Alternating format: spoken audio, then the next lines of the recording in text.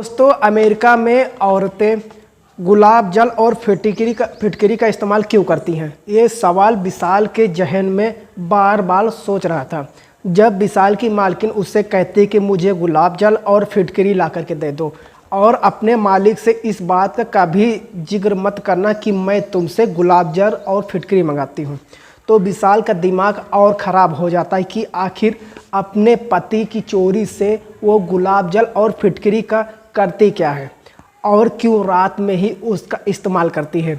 ये बड़ा हैरान और परेशान करने वाला सवाल था। दोस्तों, आप भी हैरान और परेशान हो जाओगे जब इस सवाल का खुलासा आपके सामने होगा। विशाल जो है वो हिंदुस्तानी नौजवान अमेरिका जाता है कुछ पैसे कमाने के लिए, और वो एक मालकिन का ड्राइवर था। उसको गाड़ी चलानी आती थी, इसलिए ड्राइवरी के पद पर उसको एक औरत रख लेती है। सैलरी भी उसको अच्छी खासी देती है, लेकिन उस औरत का पति उसके पास नहीं रहता था, वो दूसरे किसी देश में रहता था और कभी कभी हफ्ता 10 दिन के लिए उसके पास आता था। दोस्तों, विशाल उस औरत को चाहने लगता है और उसके बाद क्या होता है और एक गुलाब जल एक फिटकरी का राज क्या है, बड़ी ही इंटरेस्टिंग कहानी है। बने रहिए हमारे वीडियो में, आपके साथ 10 मिनट पर समय लूँगा। मैं हूँ चंदन भाई। तो आपको जो आज बड़ी इंटरेस्टिंग कहानी सुनाने जा रहा हूँ, हिंदुस्तानी विशाल और अमेरिका की उस लड़की की कहानी, जिस सुनकर के आपको बड़ा ही मज़ा आएगा। बस आपसे यही रिक्वेस्ट है, चैनल को सब्सक्राइब कर दीजिए और वीडियो को लाइक कर दीजिए। तो चलिए और आज आपकी कहानी शुरू करते हैं। दोस्तों, हिंदुस्तान के मध्य प्रदेश में रहने वाला विशाल बहुत ही गरीब परिवार से था। घर में रह करके वो अपने घर की जिम्मेदारी नहीं निभा पा रहा था, क्योंकि ड्राइवरी में जो कुछ वो कमाता वो सब खर्च हो जाता। वो अपनी बहन की शादी कैसे करे, अपने छोटे भाई को कैसे पढ़ाए, अपने बीमार माँ की दवाई इलाज कैसे कराए, उसका बाप का पहले ही मतलब ख़त्म हो चुके थे। अब घर की सारी जिम्मेदारी विशाल के ऊपर थी। विशाल का एक दोस्त अमेरिका में रह करके अच्छी खासी कमाई किया करता था, इसलिए विशाल ने अपने दोस्त से कहा कि यार, अगर अमेरिका में मेरे लिए कोई नौकरी हो तो मुझे ड्राइवरी करना अच्छे तरह से आता है और मैं लाइसेंस भी मेरे पास है। अगर कोई अच्छा सी नौकरी ड्राइवरिंग के कोई हो तो मुझे बता देना। घर में रह करके जो मैं यहाँ कमाता हूँ खर्च हो जाता है, पूरी तरह से घर के खर्चे नहीं चला पाता हूँ। दोस्तों, उसका दोस्त ये बात अपने दिल पर ले लेता है और विशाल के लिए किसी नौकरी की तलाश में लग जाता है, और बहुत जल्दी उसकी ये तलाश ख़त्म हो जाती है। वहाँ पर एक औरत को एक ड्राइवर की ज़रूरत थी। बस फिर क्या था दोस्तों, विशाल का दोस्त उसके लिए वीज़ा बनवाता है और फिर विशाल अपना सामान सारा पैक करके इंडिया से पहुँच जाता है अमेरिका। अमेरिका पहुँचने के बाद विशाल एक दिन अपने दोस्त के पास रुकता है और फिर उसका दोस्त अगली सुबह उस औरत के पास ले जाता है। उस अमेरिका की औरत विशाल को नीचे से ऊपर तक एक नज़र जी भर के देखती है, क्योंकि विशाल देखने में तंदुरुस्त था, हट्टा कट्टा नौजवान था।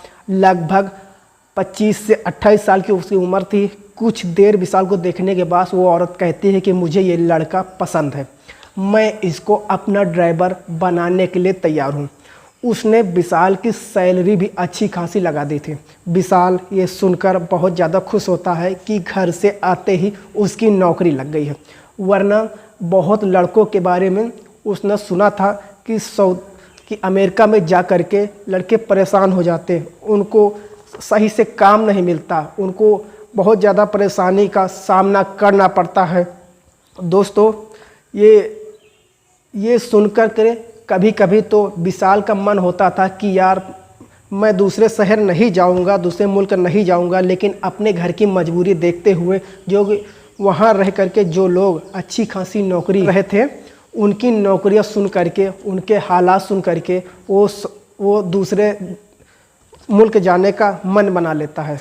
उसका किस्मत अच्छा कह लो या फिर उसकी दोस्त की मेहनत कर लो कि विशाल को घर से या तब इंडिया से आते ही एक दूसरे मुल्क में औरत की ड्राइवर की नौकरी मिल चुकी थी।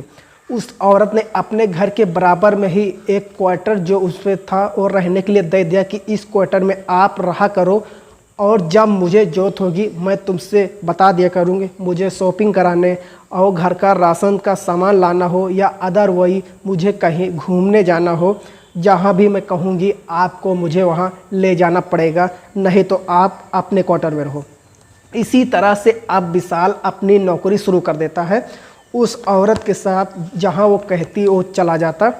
कुछ दिन बाद विशाल को ऐसा महसूस होने लगा कि जैसे वो उस औरत की तरफ से खींचता हो चला जा रहा है, क्योंकि वो औरत जो थी, वो अमेरिका की जो औरत थी, वो जिसका विशाल ड्राइवर था, वो विशाल की हम उम्र थी, यानी लगभग 27 से 28 साल उसकी होगी और 25 से 28 साल की विशाल की उम्र थी। वो औरत देखने में इतनी खूबसूरत थी, जब वो गाड़ी में पीछे बैठा करती थी तो विशाल शीशे से उसको देखा करता था। उसकी तरफ से नज़र ही नहीं हटती थी, और नज़र हटती ही कैसे, क्योंकि वो एक सांचे में ढली हुई मूरत की तरह बहुत ही खूबसूरत और बहुत ही प्यारी, बहुत ही मासूम औरत थी। उसके चेहरे की मासूमियत पर विशाल फिदा हो चुका था। उसकी जो खूबसूरती थी उस पर अपना दिल हार बैठता है, और वो नज़र चुरा करके अपनी उस मालकिन को देखता रहता है। मालकिन जब उसको कोई भी काम करने के लिए कहती, वो सर झुकाकर हाँ कर देता और मालकिन का वो काम कर दिया करता था। दोस्तों, अचानक से एक दिन उसको झटका तब लगा जब उसकी मालकिन ने कहा कि विशाल, हमें एयरपोर्ट चलना है, मेरा पति दूसरे मुल्क से मेरे पास आ रहा है। मुझे झटका सा लगता है। बहरहाल मैं हाँ कर देता हूँ और उसके साथ, क्योंकि मेरी ड्यूटी यही थी, मेरी नौकरी यही थी। और मैं जब एयरपोर्ट पहुँचता हूँ और जब उसके शौहर को यानी उसके पति को देखता हूँ तो मुझे दूसरा झटका लगा था, क्योंकि मैं उसका पति लगभग 55-60 साल का उम्र का था। वो औरत जितने छरेरे बदन की, जितने खूबसूरत बदन की, खूबसूरती की एक मलिका थी, उतना ही वो औरत का पति काबिल नहीं थी। क्यों? यानी ये औरत उस आदमी की उम्र से आधी उम्र की थी। दोस्तों, उस आदमी के सारे बाल सफ़ेद थे, चेहरे पे पर चुर्रियाँ पड़ी हुई थी। मैंने जब उसको उस औरत के साथ देखा तो मैंने भी यही समझा कि ये शादी एक कोई समझौता है। खुशी के साथ एक खूबसूरत औरत इस बूढ़े आदमी के साथ शादी कैसे कर सकती है। बहरहाल उसको वहाँ से ले करके दोनों मियाँ बीवी गाड़ी में बैठते हैं और फिर मैं गाड़ी चलाने लगता हूँ। मैं क्या देखता हूँ, उस आदमी ने उस औरत के बाहों में बाहें डाल कर बैठ जाती है, उसके हाथों में हाथ ले लेते, और वो कह रहा था कि डार्लिंग क्या करोगे, मुझे बाहर रहना पड़ता है, मेरी मजबूरी है, मुझे तुम्हें छोड़ने का मन नहीं करता है, लेकिन बाहर जाना भी मेरी मजबूरी भी है। लेकिन अब मैं जितने भी दिन के लिए आया हूँ, मैं तुम्हारे साथ रहूँगा, हर वक्त तुम्हारे पास रहूँगा, यहाँ रह कर के कोई भी काम नहीं करूँगा। उसके हाथों में हाथ उस औरत का मुझे बड़ा ही बुरा महसूस हुआ। मैं शीशे में उस आदमी की सारी हरकतें देख रहा था। विशाल नीचे से ऊपर तक पसीने में सराबोर था, और वो कहता है कि मेरे तन बदन में आग लग रही थी कि ये बूढ़ा आदमी इस औरत को क्यों छू रहा है, क्यों उससे प्यार कर रहा है। और वो उस गाड़ी में यानी विशाल की भी शर्म नहीं कर रहा था, और वो बराबर उस औरत के गालों पर, उसके सीने पर हाथ फिरा रहा था। जैसे तैसे करके वो विशाल उन दोनों को घर छोड़ता है और फिर अपने क्वार्टर आ जाता है। क्वार्टर में आकर के शाम कर खाना खाता है, फिर सोने के लिए लेट जाता है। लेकिन आज नींद उसकी आंखों से कोसों दूर थी, नींद आने के लिए तैयार नहीं थी। बार बार रह करके भी अपनी मालकिन का चेहरा विशाल के आंखों के सामने आ रहा था। उसके बाद उसके बूढ़े पति का चेहरा भी उसकी आंखों के सामने आ जाता था। बार बार रह करके विशाल यही सोच रहा था कि आखिर ऐसी क्या मजबूरी रही होगी, ऐसी क्या वजह रही होगी उस खूबसूरत औरत को उस 60 साल बूढ़े से शादी करने की ज़रूरत आ पड़ी। दोस्तों, ये क्या वजह हो सकती है, वो सोच कर अपने आप को परेशान हो रहा था, उसका दिमाग ख़राब हो रहा था। कभी वो इधर करवट लेता, कभी वो उधर करवट लेता, कभी तकिए को अपने आँखों पर रखता, अपने मुंह पर रखता, सोने की कोशिश करता, लेकिन नींद उसको नहीं आ रही थी। रह रह करके उसको यही ख्याल आ रहा था कि वो औरत अपने शौहर के बाहों में होगी और वो आदमी इस टाइम उसके साथ क्या कर रहा होगा। क्या वो उसको प्यार कर रहा होगा, क्या वो उससे बातें कर रहा होगा, क्या उनके जिस्म पर कपड़े भी होंगे या नहीं होंगे। ये तरह तरह के सवाल विशाल के मन में आ रहे थे और उसका दिमाग फटा जा रहा था। वो सोचता था कि मैं कैसे बर्दाश्त करूं इतनी खूबसूरत औरत को, जो कि आदमी उसका ना ही खूबसूरत है और ना ही जवान है। कि इसी कश्मकश में सुबह हो जाती है और सुबह जब वो उस औरत से पूछने के लिए कहीं जाना तो नहीं है या नहीं जाना है, घर में पहुंचता है तो बाहर लॉबी में ही दोनों पति पत्नी बैठे हुए थे और उसके आदमी ने उसको अपने बाहों में लिया हुआ था। उससे बिल्कुल चिपका हुआ बैठा हुआ था और उसकी गर्दन में हाथ डाले हुए लगभग उसके मुंह से मुंह लगाने के लिए तैयार हुआ था। दोनों ऐसी मुद्रा में थे कि दोनों एक दूसरे को निहार रहे थे और प्यार कर रहे थे। इस हालत में जब विशाल उनको देखता है तो वो शर्मा जाता है और पीछे रुकने के बाद एक ज़बरदस्ती खांसने की कोशिश करता है और जब वो खांसता है तो औरत सिसक जाती है। वो उस आदमी से पीछे हटने की कोशिश करने लगती है, लेकिन वो आदमी अपनी औरत को छोड़ता नहीं है और इसी तरह से बेशर्मी के साथ विशाल के सामने ही उसके बाहों में बाहें डाले, उसको अपनी बाहों में बाहें भरे अपने ही पकड़े रहता। वो औरत कहती है कि थोड़ा शर्म करो, नौकरा को तो ख्याल रख लो कि ये हमारे बारे में क्या सोचेंगे। वो आदमी कहता है कि डार्लिंग कैसी बातें करती हो, ये नौकर भी तो हमारे अपने ही हैं, ये कहीं जा कर के किसी से बता थोड़े देंगे कि हम इस तरह से कर लेंगे, कोई बात नहीं, आज के यह मॉडल ज़माना है, आप शर्म नहीं करो। उसके बाद वो आदमी अपने विशाल से पूछता है कि यहाँ पर क्यों आए हो, क्या काम है। विशाल कहता है कि सर मैं मैडम से पूछने आया हूँ कि आज उनको कहीं जाना है या नहीं जाना है। दोस्तों वो आदमी कहता है कि आज तुम्हारी मैडम कहीं नहीं जाएंगी, आज ये पूरा दिन मेरे साथ रहेंगी, क्योंकि मैं काफ़ी दिनों बाद बाहर से लौटा हूँ। अब जितना भी तुम्हारी मैडम का वक्त है वो मेरे साथ गुजरेगा, इसलिए आज की दिन की तुम्हारी छुट्टी है, चाहो तो कहीं घूमने तुम चले जाओ। अगर कहीं घूमने जाना तो खाना खाओ और आराम करो, जब कोई काम होगा तो हम तुमको फ़ोन करेंगे।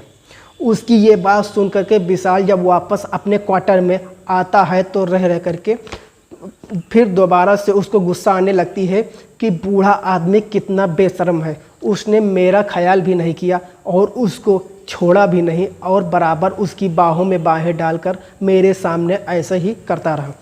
इतनी उम्र होने के बाद कुछ तो उसे लिहाज होनी चाहिए, कुछ तो शर्म होनी चाहिए। कभी कभी तो विशाल के दिमाग में ये बात आती कि अभी उस आदमी का मर्डर कर दे, लेकिन वहाँ के हुकूमत और वहाँ के कानून के नियमों के विशाल को खूब सुन रखा था कि यहाँ मौत की सजाए डायरेक्ट मौत है, खून के बदले खून है। अगर आपने किसी की तरफ नज़र उठाकर गलत नज़र से किसी को देखा तो उसकी सज़ा भी तगड़ी है। अपने हिंदुस्तान जैसा कानून अमेरिका में नहीं है, बल्कि अमेरिका का कानून काफ़ी ज़्यादा सख्त है, इसलिए वो अपने गुस्से को कंट्रोल कर लेता, अपने गुस्से को घोल कर पी जाता। उसके कुछ देर बाद लगभग 1 घंटा गुजरा था। विशाल अपने क्वार्टर में आराम कर रहा था कि वो औरत आती है और उसके क्वार्टर का दरवाज़ा खटखटाती है। विशाल जैसे तख्त पड़ा हुआ था, वो अपनी मैडम को देख करके वो उठकर बैठने की कोशिश करता है, लेकिन वो मैडम कहती है कि नहीं नहीं विशाल लेटे रहो, बस मैं तुम्हारे पास एक काम के लिए आई हूँ, मेरा एक काम कर देना छोटा सा। दोस्तों विशाल एकदम से उठकर बैठ जाता है और कहता है कि मैडम बताइए क्या काम करना है।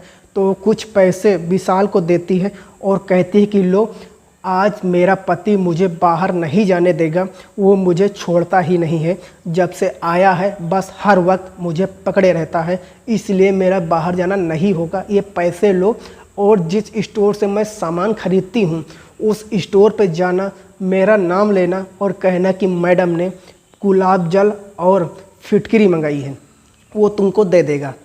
और हाँ, उनसे ये भी कहना कि मैडम के पति आ गए हैं, इसलिए वो फिटकरी और गुलाब जल की मात्रा दुगनी कर दे।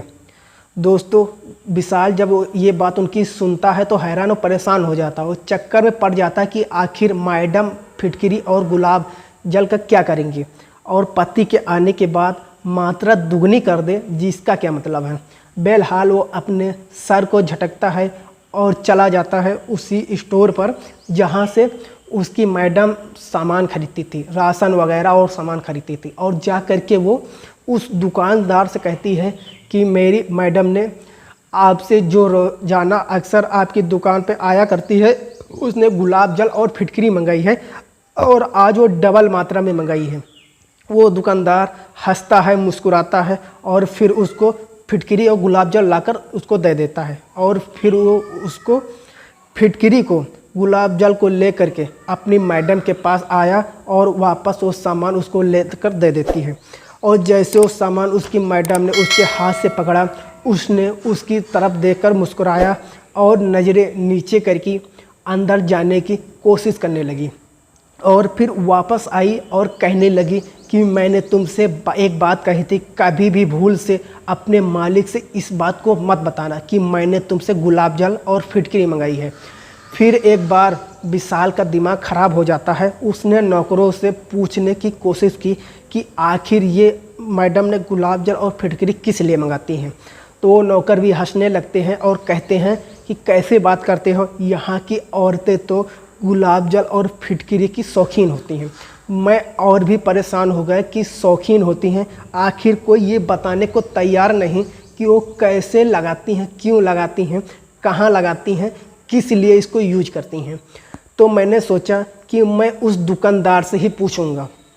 दोस्तों विशाल उस दुकानदार के पहुंचता है। उस बूढ़े आदमी ने उसको जब दुकान पे आते हुए कहा तो उसने मुस्कुरा कर के कहा कि क्या गुलाब जल और फिटकरी कम पड़ गया है, इसलिए तुम्हारी मैडम ने तुम्हें दोबारा लेने के लिए भेजा है। वो कहता है कि ऐसा बिल्कुल नहीं है सर, मैं आपसे बस ये पूछने आया हूँ कि ये औरतें अमेरिका में गुलाब जल और फिटकरी का क्या करती हैं।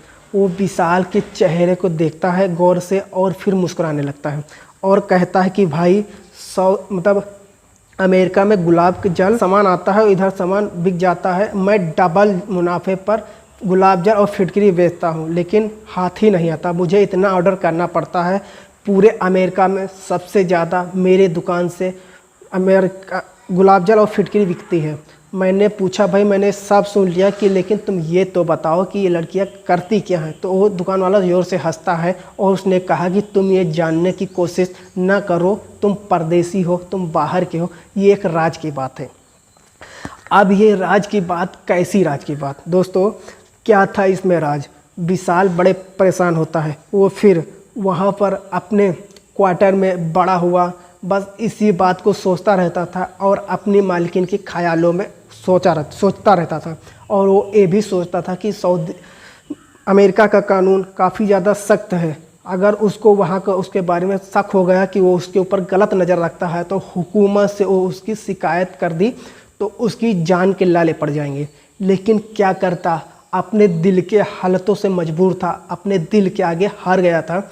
एक तरफ तो उसका दिमाग कहता है कि विशाल तू ये गलत कर रहा है, तू यहाँ परदेश से कमाने के लिए आया है, तुझे अपनी मालकिन के ऊपर इस तरह से नज़र नहीं रखनी चाहिए। उधर दिल था कि मानने के लिए तैयार नहीं। दोस्तों जब भी मालकिन की तरफ देखता, मोहब्बत भरी नज़रों से देखता, प्यार से देखता और यही सोचता कि बदले में उसकी मालकिन भी उसके साथ प्यार का इजहार कर देगी। विशाल को सबसे बड़ी खुशी तब हुई जब उसकी मालकिन ने बताया कि उसका मालिक जो है वो बाहर अपने जहाँ से आया था वहीं फिर जा रहा है कमाने के लिए। विशाल बहुत खुश होता है जैसे कि उसकी एक बहुत बड़ी लॉटरी लग गई हो। बहरहाल उसका मालिक जब वहाँ चला जाता है तो अगले दिन उसकी मालकिन विशाल से कहती है कि विशाल चलो मुझे शॉपिंग कराने के लिए लेके चलो। शॉपिंग कराने जब विशाल उसको ले जाता है तो विशाल से वो कैफ़े में ले जाता है और कैफ़े में ले जाने के बाद वो उससे कहती है कि बर्गर खाओगे, कोल्ड ड्रिंक पियोगे। विशाल कहता है कि मैडम जैसा आप अच्छा समझे। कैफ़े में जा कर के वो फास्ट फूड कैफ़े का वहाँ पर जा कर के 2 कोल्ड ड्रिंक 2 बर्गर का ऑर्डर कर देती है। दोनों कोल्ड ड्रिंक पीते हैं, बर्गर खाते हैं और फिर विशाल से वो कहती है कि विशाल घर में फिटकरी और गुलाब जल ख़त्म हो गया है, मुझे उसी स्टोर पर लेकर के चलो जहाँ से मैं सामान खरीदती हूँ। और गुलाब जामुन फिटकरी का नाम सुन करके फिर विशाल के दिमाग में एक नीली सी दौड़ने लगती जैसे उसको 11,000 का करंट लग गया हो। ये पहेली थी जो सुलझने का नाम ही नहीं ले रही थी। वो अपनी मैडम से जब वो पूछने की कोशिश करता कि मैडम इस गुलाब जल और फिटकरी का क्या करती हो, तो उसने कभी भी इस बात की हकीकत उससे नहीं बताता है। और कभी मुस्कुरा देती, कभी आंखें चुरा लेती, कभी ये कहती कि तुम इन चक्करों में मत पड़ो, ये खास औरतों के लिए होता है, तुम जानकर क्या करोगे। आज विशाल ने ही वो पक्का इरादा बना लिया था कि आज अपने मैडम से आज इस बात को पूछ करके ही रहूँगा कि वो आखिर इतने गुलाब जल और फिटकरी का रोज़ाना करते ही क्या है। अगर उसे इतनी ज़्यादा ज़रूरत है तो एक बार में ही क्यों ना ज़्यादा लेकर के बेलहाल वो उस स्टोर पे लेके जाता है। स्टोर पर वो अपने ज़रूरत का सामान गुलाब जल और फिटकरी वगैरह और जो भी उसका सामान ख़रीदना था वो ख़रीद करके औरत वो आज पीछे नहीं बैठती बल्कि विशाल के बराबर वाली सीट पर जानी आगे वाली सीट पर बैठ जाती है और विशाल से चलने के लिए कहती है। विशाल गाड़ी चला रहा था और फिर अचानक से वो अपनी मैडम से सवाल करता है कि मालकिन एक बात पूछूं, अगर बुरा न माने तो। वो कहती है कि बोलो क्या बात है। विशाल कहता है कि मैडम मैंने मालिक को देखा, मालिक का और आपका कोई भी मेल नहीं है और मुझे ऐसा लगता है कि तुमने मालिक के साथ अपनी मर्जी से ये शादी तो नहीं की होगी।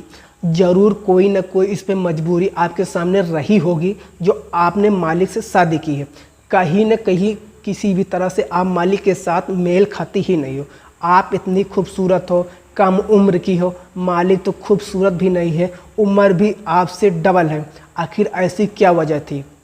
ये बात सुनने की मालकिन एकदम गुस्से में आ जाती है और मेरी तरफ यानी विशाल की तरफ घूर कर देखती है और कहती है कि तुम अपने काम से काम रखो, नौकर हो, अपनी हैसियत में रहो, अपनी औकात में रहो, मालिक बनने की कोशिश मत करो। मेरी ज़िंदगी में दखल देने का या मेरी ज़िंदगी में झांकने का तुम्हें कोई हक नहीं है। जिस काम के लिए तुम रखे गए हो अपने उस काम को अंजाम दो और चुपचाप अपने काम को करते रहो। फालतू में मेरी ज़िंदगी में कोई दखल अंदाजी करने की कोशिश मत करो, नहीं इसका बड़ा नुकसान तुम्हें होगा। मालकिन का ये जवाब जैसे ही विशाल ने सुना वो तो सन्न रह गया, उसके हाथ पैर जैसे मानो ठंडे पड़ गए हो। दोस्तों उसने सोचा जो मालकिन उस पर इतना प्यार लुटाती थी, अभी अभी उसको कैफ़े में फास्ट फूड होटल में लेकर गई, उसको पेप्सी पिलाई मतलब कोल्ड ड्रिंक पिलाया और बर्गर खिलाया और कपड़े भी जब खरीदती थी वो विशाल से नापसंद या नापसंद के पूछा करते थे कि उसके ऊपर ये कलर कैसा लग रहा है, ये अच्छा लगेगा या नहीं लगेगा। विशाल ऐसा समझता कि जैसे उसकी मालकिन भी उसके अंदर इंटरेस्ट लेने लगी है, लेकिन आज एक सवाल पूछने पर उसने उसको इतना औकात दिला दिया। उसके दिमाग में जो मालकिन की तरफ से तस्वीर बनी हुई थी वो तस्वीर आज बिल्कुल धुंधली हो चुकी थी। बहरहाल फिर विशाल बिल्कुल खामोश हो जाता है और ला करके मालकिन को अपने घर छोड़ देता है। जा करके अपने क्वार्टर में लेट जाता है और फिर यही सोचने लगता है कि मालकिन क्या वाकई में किसी मजबूरी के तहत या मैंने उनके किसी दुखती हुई रख कर ऐसा हाथ रख दिया है कि जिससे मालकिन जो है वो तिलमिला उठी, वो गुस्से में आ गई। मुझे ऐसा सवाल उनसे नहीं करना चाहिए था। इस तरह की बातें सोचकर विशाल सो जाता है। सुबह जब उठता है विशाल तो क्या देखता है कि उसके क्वार्टर के सामने जाने उसके दरवाजे पर उसकी मालकिन खड़ी होती है। वो कहती है कि विशाल बहुत देर हो गई तुम्हें सोते सोते, क्या रात को देर से सोए थे, मुझे शॉपिंग कराने नहीं लेके चलोगे। विशाल चुपचाप वहाँ से उठता है, हाथ मुंह धोता है और फिर बिना नाश्ते किए अपने मालकिन के साथ चल देता है।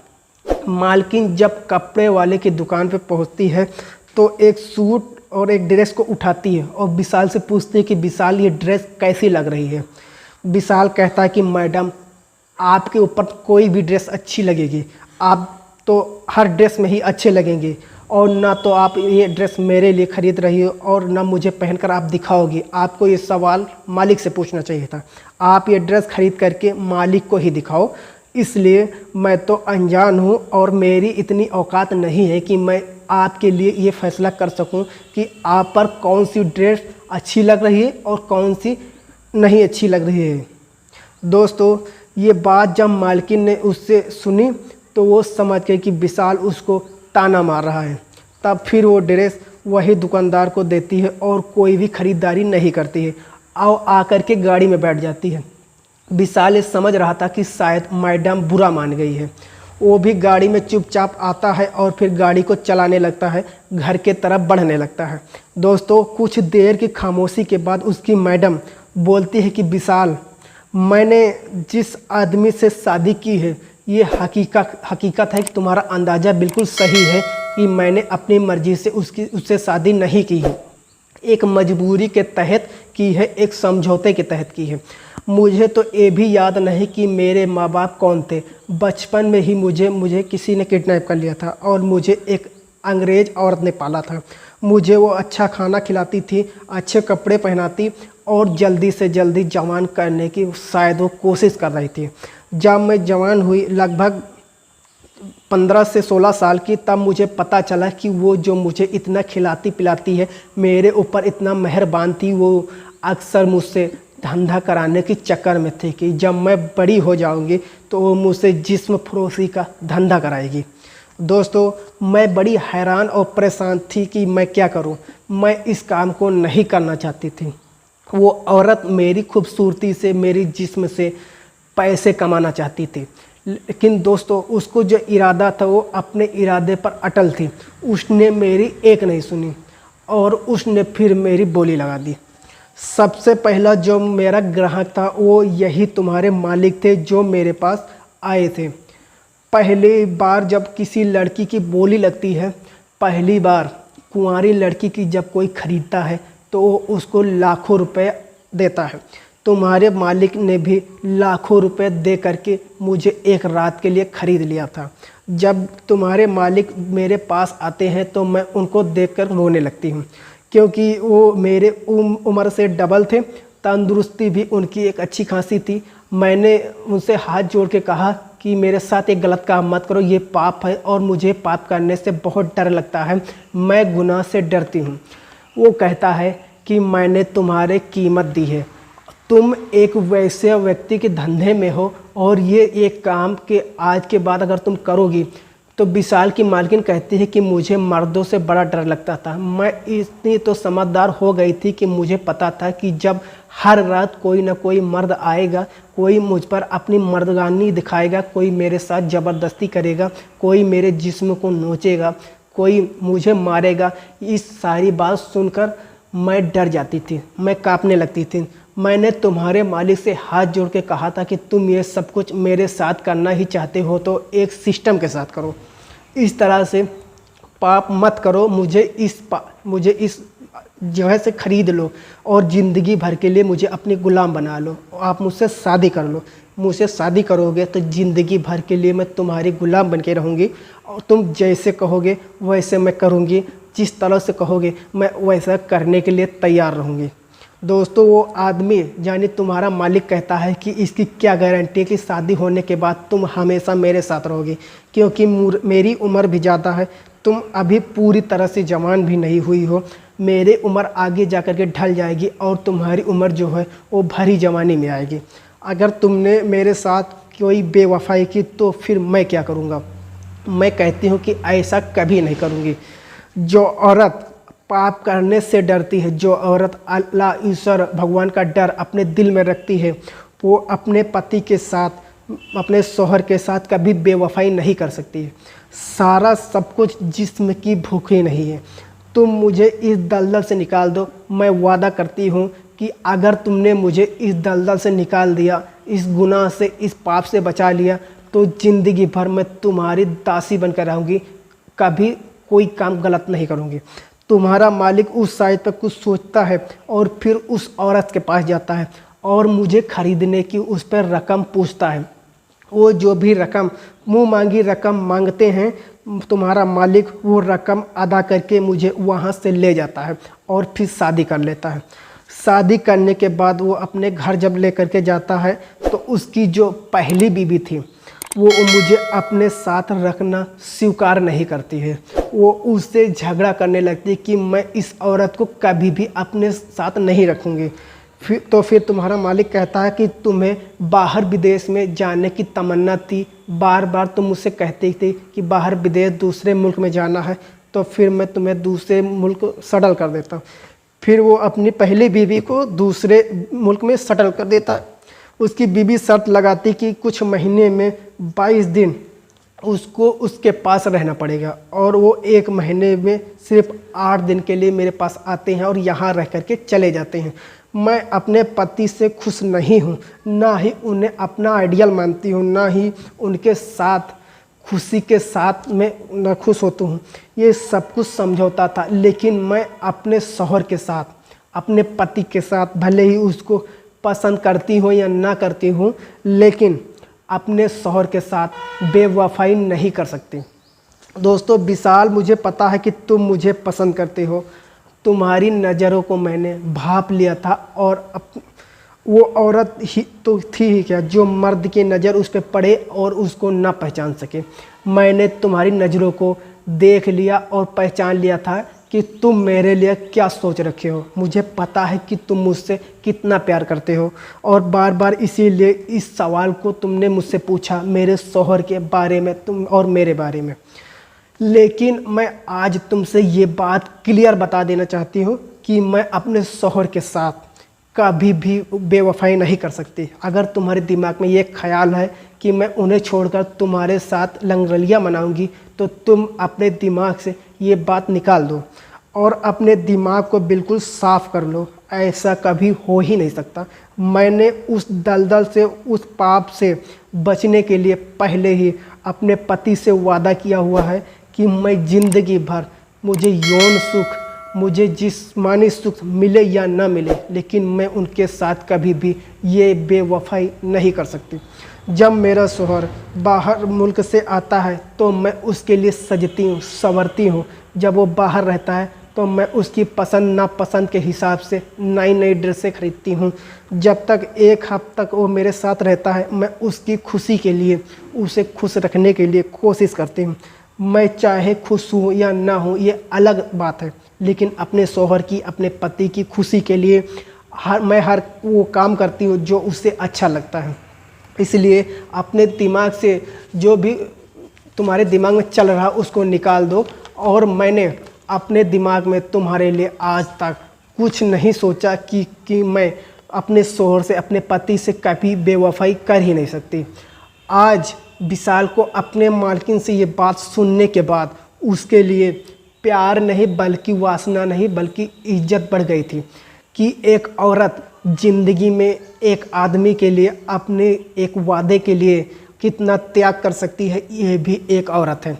उसके बाद वो कहता है कि मालकिन, चलो ये सारी चीज़ें सही हैं, आज के बाद मैं आपको उस नज़र से कभी नहीं देखूंगा, सिर्फ मालकिन की नज़र से देखूंगा, और आज से आपके लिए मेरे अंदर, मेरे दिल में इज्जत और बढ़ गई है। और ये इज्जत जो है वो पाक इज्जत है। जो भी मेरे ख्याल पे बहम थे वो आपको पाने के लिए वो सब मैंने निकाल दिए हैं। लेकिन सिर्फ एक सवाल आपसे पूछना चाहता हूँ कि आप उस फिटकरी और उस गुलाब जल का क्या करती हैं? मेरी मालकिन यानी विशाल कहता है कि मेरी मालकिन मुस्कुराती है और कहती है कि विशाल, अमेरिका की औरतों की सब पहले बात तो किसी के सामने अपना चेहरा किसी के सामने नहीं खोलती। अगर किसी को तुमने देखा हो तो बहुत ज़्यादा खूबसूरत होती है, उनकी चेहरे पे लिपस्टिक होती है, वो अच्छा खासा मेकअप होता है, और बिल्कुल ऐसा कुछ नहीं होता है कि ना पसंद हो। और हम औरतें हर रोज़, रात को रोज़ और सुबह को भी सोते टाइम भी फिटकरी को पीस करके, गुलाब जल उसमें मिला करके, और फिर अपने चेहरे पर 15 से 20 मिनट के लिए लेप करते हैं और फिर उसको धो देते हैं बिना नागा। हर रोज़ 2 टाइम हम ये काम करते हैं। तभी तुम देख रहे हो जिस चेहरे पर तुम मर मिटे हो, ये उसी फिटकरी और गुलाब जल की बदौलत है। मेरे चेहरे पे कोई भी दाना, मेरे नहीं मतलब अमेरिका की सारी लड़कियों पर चेहरे पर कम ही ऐसी औरत होगी जो दाने मुँह से ये और गंदा चेहरा और सौलापन मिलेगा। हम अमेरिका की लड़कियां इसीलिए बहुत ज़्यादा खूबसूरत हूँ। मैंने कहा जब ये चेहरे के लिए है, मैंने तो कुछ और ही समझ रहा था, पता नहीं क्या क्या मेरे दिमाग में आ रहा था। तो फिर इसको छुपाती क्यों है? वो कहती है कि औरत अपनी खूबसूरती का राज हमेशा छुपा करके रखती है।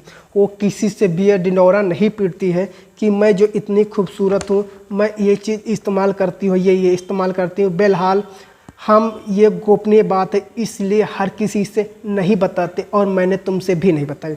उस दिन के बाद विशाल अपनी मालकिन के लिए जहाँ भी हो जाने को कहती जाता और उसको इज्जत से नज़र के देखता, और फिर उसको फिटकरी और उस गुलाब जल के राज भी पता चल गया था कि अमेरिका की लड़कियां गुलाब जल और फिटकरी का क्या करती हैं। और दोस्तों, आपको भी पता चल गया होगा कि इस गुलाब जल और फिटकरी का मिक्स करके चेहरे पे लगाने से चेहरे पर ग्लो आता है, खूबसूरती बढ़ती है और चेहरे के दाग धब्बे सभी हट जाते हैं।